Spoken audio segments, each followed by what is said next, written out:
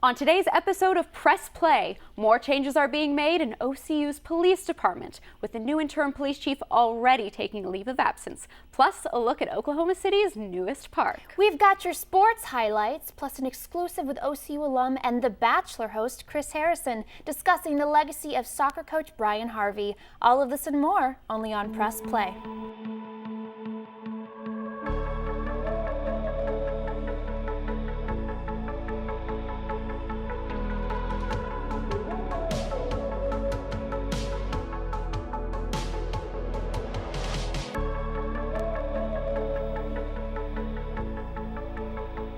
Hello and welcome to Press Play, Oklahoma City University's newest show, sharing stories you want to know. I'm Amanda Cardoso. And I'm Katie Allsup. We begin our show with some local news. Oklahoma Representative Mickey Dollins is working to have the National Suicide Prevention Hotline printed on the back of students' ID cards. He has filed for legislation and hopes that this will allow for broader communication between students and mental health professionals. In northwest Oklahoma City, an 86-year-old woman, Versa Sanders, had her purse stolen by the woman she was trying to help. The woman told Sanders that she knew her from church before asking for a ride. As Sanders was placing her groceries in her car, the woman grabbed Sanders' purse. It contained the last bit of cash she had. If you know who this woman is, please contact the Oklahoma City Police Department. A Newcastle teen competed in his first race when only 2 years ago he had a 5% chance of living. Caleb Freeman was critically injured in a car crash in December 2017. Since then, Freeman has been recovering from his injuries, including a major brainstem injury. Before the crash, Freeman was a varsity basketball player and a cross-country champion, so his completion of the 3.1-mile race is an especially remarkable event. Oklahoma has a brand new state-of-the-art park. Amanda, you've been there? Yes. How's it looking? Tell me about it. It is really beautiful and just the perfect addition to our downtown area. A park for everyone. This is the slogan of Oklahoma City's newest recreational area, Scissortail Park. It has a 36-acre upper portion stretching from Oklahoma City Boulevard to the Skydance Bridge. The promise of this park is that it really has the potential to connect north and south, east and west. Everything kind of comes together in the middle. Landscape architect Brent Wall worked as a local consultant with Hargreaves Associates, who are based in San Francisco and New York City. They're truly a world-class landscape architecture firm. They did the Sydney Olympics, the London Olympics, really big projects around the world. With a resume now including Oklahoma City's own Scissortail Park. We've gotten tremendous feedback. Everybody's been super positive and really loves it. So that makes you feel good as somebody who's worked on it. Some of its features include a lake, multiple gardens, a dog park, and a children's playground. In the spring of next year, a boathouse will open, along with an indoor-outdoor cafe. Not only have locals been enjoying this new park, but so have some special musical guests. During the park's grand opening weekend last month, Oklahoma City's mayor, David Holt, announced before Kings of Leon took the stage that over 25,000 people were there. And this was just the opening of half the park. A 34-acre lower park is set to be completed in 2021. The Scissortail Park is open daily from 6 a.m. to 11 p.m., with the children's play area open dawn to dusk.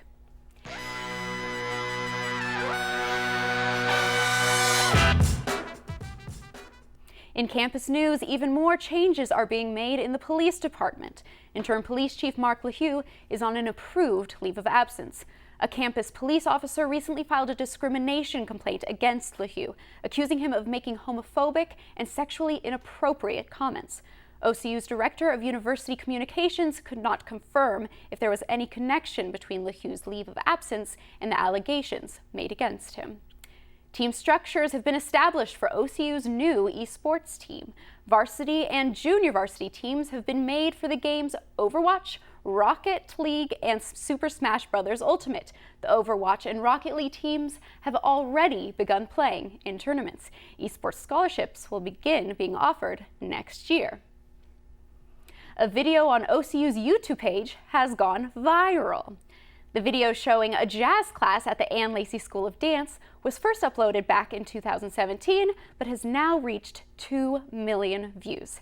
Dance professor Kelly Rhodes Stevens choreographed the dance to the song Torn by James T.W. She says the video did not instantly go viral, but that a couple of dance Instagram pages have recently shared it. She also said the video's popularity has boosted morale in the dance school. Here to give us a sneak peek of next week's issue of The Campus, Editor-in-Chief Emily Wallenberg. Hi Emily, how are you doing? I'm doing great. Katie, how are you? I'm doing well. So we saw on the front of the paper this week that the interim police chief is taking a leave of absence. Correct. Tell us how this has happened and what this means for the campus police department. Definitely. So the interim police chief came in a couple weeks ago after the former police chief and the lieutenant left the university. And what has happened in the past couple weeks is basically there have been some allegations against the interim police chief of making inappropriate sexual and homophobic comments, which of course is really disturbing for members of the OCU community to hear. And so he has taken a leave of absence as HR officials are investigating this situation, and we don't really know the future of whether he will continue to be on campus or what that will look like. But it definitely is concerning for some students because this is the leadership of the campus police department, and now he is not currently on campus, and there are now 4 officers left and no one really in charge of that. So it is concerning for students because this has been an issue for several years now that campus police has been understaffed, and now since we only have 4 officers, it is, the future is kind of uncertain for what OCU PD will look like. Yes, and we also saw that President Martha Berger, she has an interim inclusion and a diversity advocate. So what does this mean for the campus? Who is this person? Right, so this is, her name is, wow, I just blanked on her name. Her name is Jessica Martinez Brooks, and she used to work at the University of Oklahoma. She worked with diversity and inclusion at that university, and she has been selected to be the person that's going to work with students and make sure that OCU is going to be a more diverse and inclusive environment. So she has 20 years of experience making sure that underrepresented communities can go on and obtain a college degree. So she is really well versed in diversity and inclusion, and she herself is a person of color. So I think she's going to be a great representative for the university. And Trey Trousdale, SGA president, actually was involved in selecting Martinez Brooks as this advocate. And so I think that it's great that the students now have a representative that can be part of the process of choosing the leadership for the university. So I think she'll be a great addition. That's exciting. And some more exciting news. It was announced that Student Publications is going to continue printing. Yes. We saw some back and forth on this. So tell me, how was this decision? How did it come to this conclusion? Yeah, definitely. So the Mass Comm program and Student Publications in general have kind of been in limbo over the past few months. It started at the beginning of this summer when the Mass Communications program had a lot of turnover in faculty and a lot of professors left. And so there was kind of some uncertainty in how that would progress forward. And then one of the reasons that some faculty left was because the Student Publications budget was, officials were saying that they weren't sure that they were going to continue printing the newspaper. And so, it was kind of uncertain for us for a while whether if we came back to school, whether we would still have a newspaper or not. But I was really excited to find that when we came back, we were still going to be printing. The Student Publications budget had stayed the same. Some things were just kind of moved around internally with the budget, but we wanted to, it was very important for us to continue printing. So we just moved things so that we could continue printing for the campus community. And we're really excited to continue doing that. It's something different to have a physical paper versus just having the online, and it's really important for students to be able to work on a newspaper and gain skills like layout and graphic design, and those are types of skills that you can take into the professional environment. So we're really excited to be continuing printing. That's great. And what can we expect coming down the pipeline for some upcoming news? Definitely. So one of the big things that I think is only known to some faculty right now is that Oklahoma City University originally, or for the past 2 years, has been trying to change the acronym to OKCU, and it is now officially going to be just OCU, which is very exciting. And I know some students, even though it's just a millisecond of saying an extra letter, they were still just wanting to stick with OCU. You know, it's a school we all know and love. It's the acronym we're used to saying. So we're really glad to be back to OCU. I'm so glad too. This is so exciting. I had no idea. It's really exciting. And the reason that they changed it to OKCU was because they were trying to connect more to Oklahoma City and to distinguish themselves from other universities that had similar acronyms. So for example, OCCC or Oklahoma Christian, you know, there's all those O and C and U's hopping around. So in theory, you know, it was a good idea to try to distinguish us from other universities. However, they were trying to conduct a 2-year experiment to see if it would catch on. And so in all the promotional materials that were going out to incoming freshmen, it was branded as OKCU. However, students were kind of confused when they came in having this idea of, okay, I'm going to OKCU, and then students were always saying OCU. So it just didn't really catch on, and current students are just really attached to OCU. So I think we're all pretty glad to be back. Well, thank you so much for coming here today, Emily. Coming up, a conversation with Trey Bryant about his new podcast. Stay with us here at Press Play.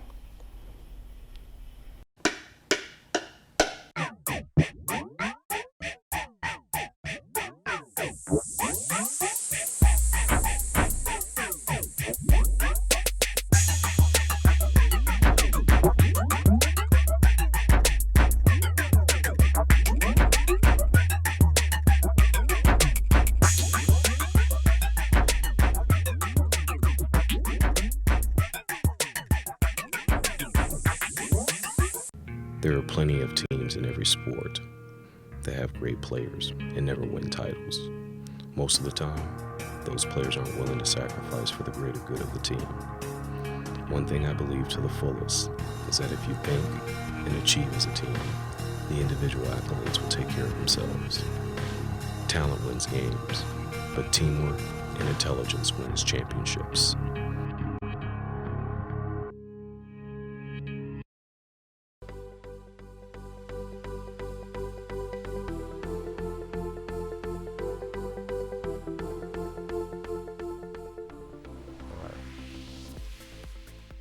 Welcome back. Trey Bryant is a star basketball player, not only because he's an OCU star, but because he is a great basketball player. He is here with us now to talk about a new project he's been working on, a new podcast.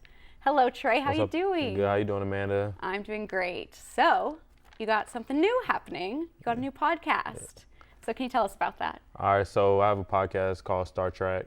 And it's basically just a sports podcast, keeping up with the new news and sports. And I have a co-host. It's probably gonna be new every week that we do it. Fun. But it's usually one of my teammates. So this past podcast we did was with Eric Watry, one of my teammates, and we had a lot of fun. And then also, so the podcast is talking about sports. Is it talking about campus sports, professional? We're gonna mix it up. So of course, not this past podcast we didn't do any OCU sports. We did mostly just NBA talk. But in the future, we're probably gonna do some volleyball, some soccer, whatever's in season. Put it all in there. Yeah, we're just gonna do it all. That's great. Yeah. And then also, how often do you see yourself putting out a new podcast? Whenever Press Play comes out, we're probably gonna have one, but I might up the frequency, so we might do it every once a week. It was really fun the first time, so we might do it. That's great. And then often. What are you thinking for future shows? I'm not really sure. It's probably whatever's in the news. I can't really predict what's gonna happen. And then special hosts every time? Yeah, probably we'll switch it up, keep it fresh, you know what I'm saying? That'll but be really fun. I think our first one was a hit, so I might have to keep Eric on there a little I longer. think you should Yeah. too. And then also, where can viewers see All right, or so listen we're to gonna be podcasts? uploading the podcast to OCU Mass Comm YouTube channel. Great. So that's where you can catch it. That is great. Thank you so much for being here, Oh, Trey. no problem. Thank you for having me. After the break, we've got your sports highlights, plus our exclusive interview with The Bachelor's Chris Harrison. Stay with us. This is my city. This is where I learn, play, work, eat. This is my city.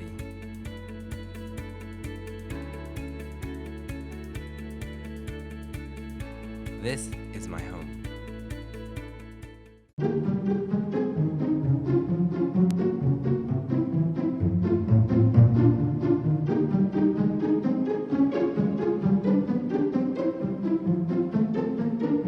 Oklahoma isn't your room.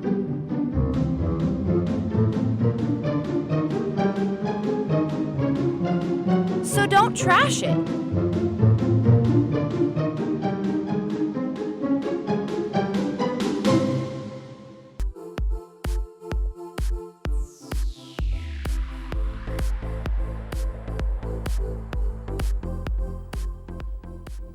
Welcome back. The soccer season is well underway with the women's team winning 6 games and losing 5. Here with some soccer highlights is Ryan Leatch. Thanks, Amanda. I'm at Brian Harvey Field as the Stars take on Panhandle State. Here's some highlights. Kealon with the shot. Off the crossbar. Gets his way to Maddie Caputo. Followed up for the score. Haley Terrell with the free kick. Blocked by Panhandle. Haley regains control. Looking. Finds Jessica Titsworth. Shoots. Scores for the Stars. Rebecca Brantley with the shot. Blocked by the goalie. Ashton Denham follows up. Goal! Lindsay Spear with the cross to Rachel Brantley. Shoots. Scores. Kayla Lund with some flashy moves. Passes. Deflected. Gets to Ashton Denham for the score. Rachel Brantley with the corner kick. Beautiful header by Haley Terrell for the score.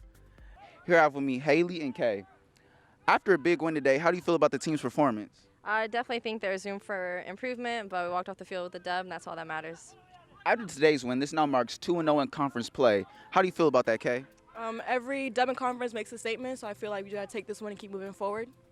Another big win for the Stars. Back to you at the studio, Amanda. Brian Harvey is the only head coach the OCU soccer program has ever had, but that will all be changing when he retires after this season. With a report on this story is Katlyn Smith. Dedication, perseverance, persistence are just a few words that describe Oklahoma City University's soccer coach, Brian Harvey. For 3 decades, Brian Harvey has dedicated his time to establish soccer here in the community. He has been the only soccer coach for the men's and women's soccer team at OCU. We missed too many chances in the last game. Chances, that's the difference between winning and losing, putting the ball in the net. So it's really, if you think about it, it's quite simple. Keep them out from one end and put them in at the other. To put them away. No excuses. Time for talking's over. Time for doing's on. Let's go. Come on. Playing for Coach Harvey was a lot of things, but it was taking soccer to the next level. I was, coming out of high school like everybody and trying to make it to college. That was my goal in life. And to play for Harvey, Harv had a pretty amazing reputation around Dallas. He'd played in the NASL, he'd played internationally. So I knew of the name Brian Harvey. I just didn't know he was coaching at Oklahoma City University. So, to have a coach that had the pedigree and the background that Brian did, honestly, at the time, was impressive. And I knew he was starting something new at Oklahoma City University. It was only 4 years old at the time, not the school, the program. And so it was kind of embarking on something new and helping build something from scratch. Legacy to me is not the length of time you stay somewhere. Obviously that's impressive to stay anywhere for 34 years. But it's what you're leaving behind. That's the legacy.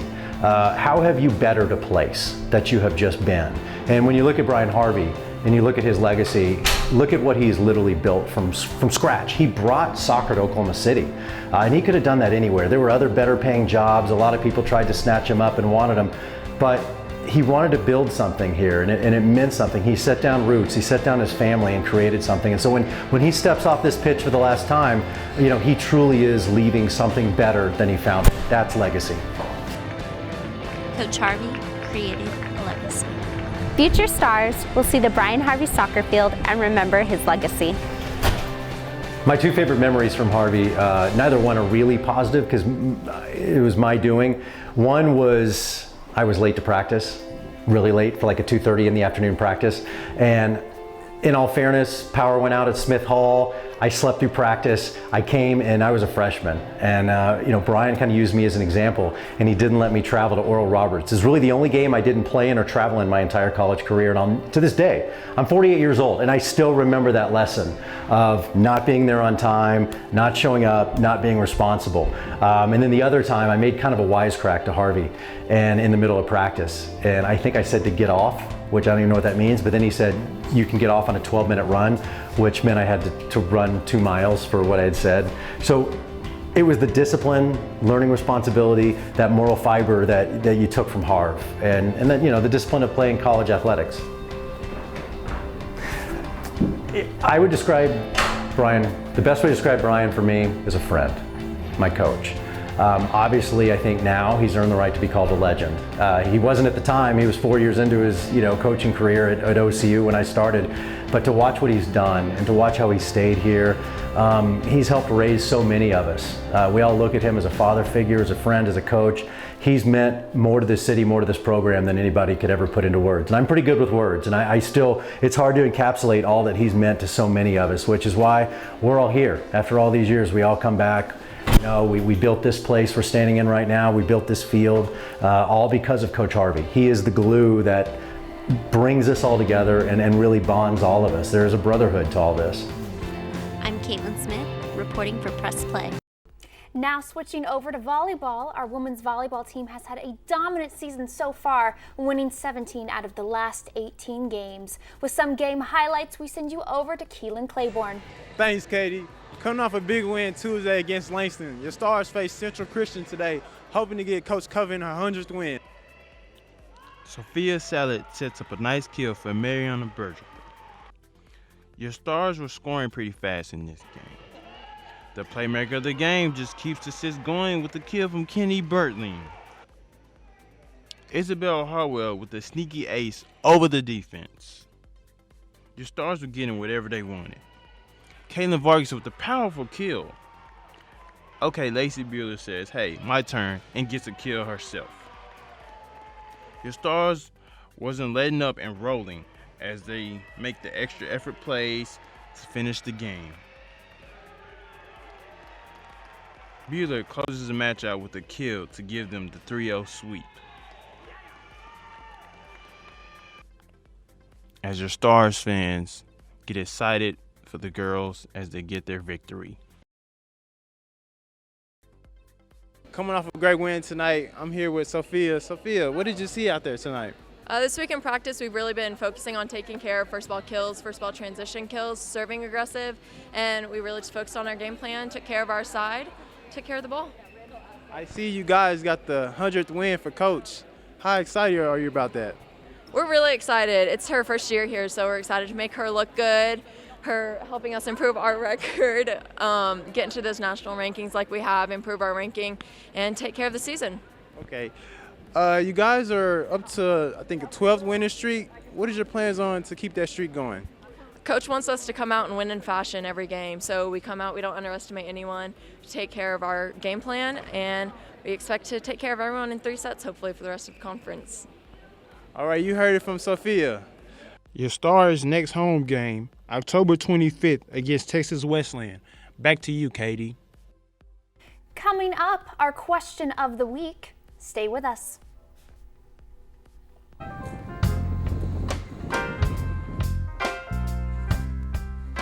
Way to help out with my community while also getting close with my gal pals. I've been looking for an addition in my life that can make things more lively. I wanted a companion to curl up with at night. That's why we adopted these guys. Research shows that women love cute little things. So what's wrong with you? Get a guy who's guaranteed to stay.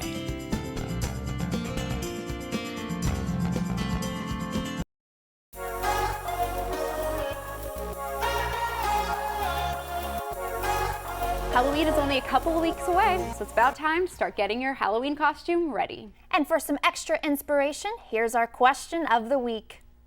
Hey man, Halloween's coming up. What do you plan on dressing up as Halloween? I really want to do the Joker from the 2019 film. Just do something crazy, something new. Yeah, I ain't dressed up in a minute, but I think this Halloween, I might dress up as Chucky. Man, I never really dressed up, bro. I might be myself. What did you wear last? Last time you dressed up? Last time I dressed up, I was a kid. I wore like Batman or something. I think me and my friends are trying to be the cheater girls for Halloween. Yep. I'm gonna be a little Blueface. You feel me? I'm probably dressed up as a rapper or something like Drake, probably. Yeah. Bro, to be honest, bro, I think I'm gonna go like It. Cinderella. Kim Possible. That's our show. I'm Amanda Cardoso. And I'm Katie Allsup. Thanks so much for watching. See you next time on Press Play.